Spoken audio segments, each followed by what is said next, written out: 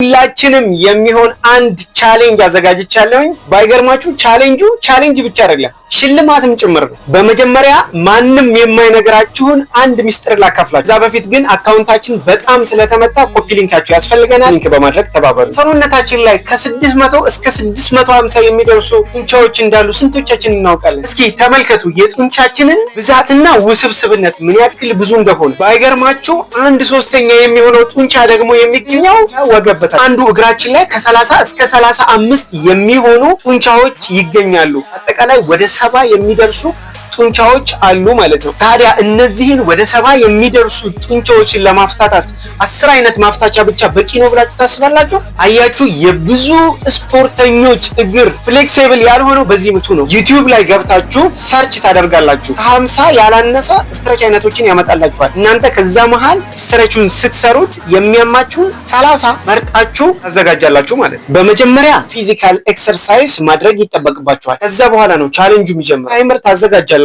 ያዘጋጃችሁትን 30 ስትሬቺንግ ምንም ሳታጭበረብሩ አንዷን ስትሬች 1 ደቂቃ እያደረጋችሁ 30ውንም ስትሬች ትጨርሳላችሁ። ከዚህ በፊት እኔ ራሴ ሰርቼው የተጠቀምኩበትን ነገር ነው ለእናንተ ያመጣሁት። ይህንን ቻሌንጅ በታማኝነት ሰርታችሁ ለውጡን ያላያችሁ ተማሪዎች እመኑኝ እኔ እቀጣለሁ።